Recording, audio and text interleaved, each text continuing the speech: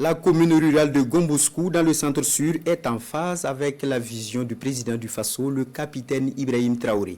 Elle a fait savoir samedi dernier lors du séjour du chef de l'État dans la région. Une forte délégation de jeunes partis de Gomboskou a fait le déplacement jusqu'à Giba, à 15 km de Manga, pour prendre part à l'accueil du président du Faso et surtout lui traduire leur adhésion à la révolution progressiste populaire en cours. Bernard Kombelem, Moumouni Wanga et Karim Bikenga ont également fait le trajet. Reportage. Le jour se lève sur Gomboskou ce 14 juin 2025. Des jeunes et des moins jeunes se mobilisent au rond-point principal de la ville, le quartier général de la veille citoyenne.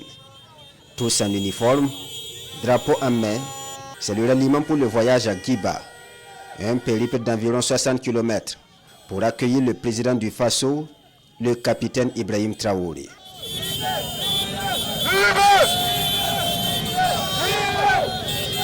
Il est 6h30 et c'est l'heure du départ. Les jeunes embarquent dans des voitures et d'autres enfoncent leurs motocyclettes, parfois en binôme. Direction Giba.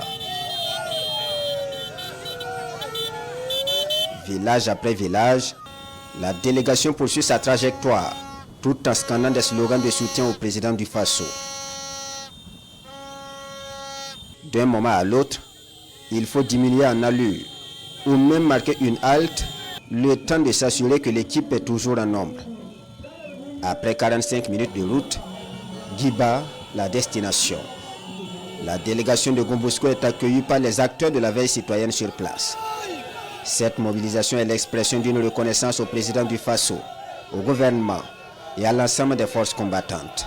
Nous avons eu les premières incursions chez nous en 2022.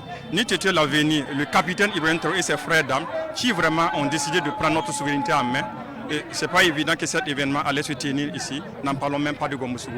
Donc rien que pour ça, déjà même, rien ne vaut que la paix. Avec ce qu'ils ont fait comme du concret sur le terrain, et que ce soit sur le plan agriculture, que ce soit sur le plan investissement, infrastructure, et puis surtout le volet santé, vraiment il vaut le coup que nous, avec nos ressources propres, se mobiliser pour venir les soutenir. Si nous, on a pu faire pour des individus dans le cadre politique qui n'ont pas fait ce que ces jeunes sont en train de faire, bon, avec eux là, avec les résultats, on pense que c'est vraiment, ça vaut le coup.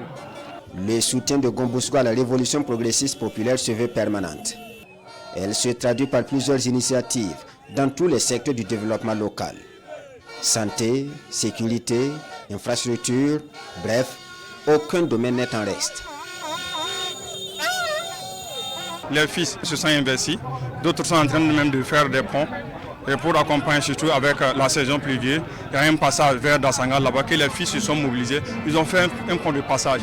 Et récemment, d'autres aussi se sont mobilisés pour établir les ambulances sur le volet social. Il y a l'autre ambulance qu'on vient d'emmener tout de suite sur le chemin parce que nous voulons qu'on transforme notre centre CM en antenne chirurgicale. Et c'est les filles qui veulent être engagées. On veut seulement l'accompagnement des autorités. Donc le Faso Mebo, ce n'est pas seulement la construction des voies, mais quand on dit Mebo, tout rentre dans le cadre. Il faut être en pleine santé, il faut avoir d'autres activités pour pouvoir construire.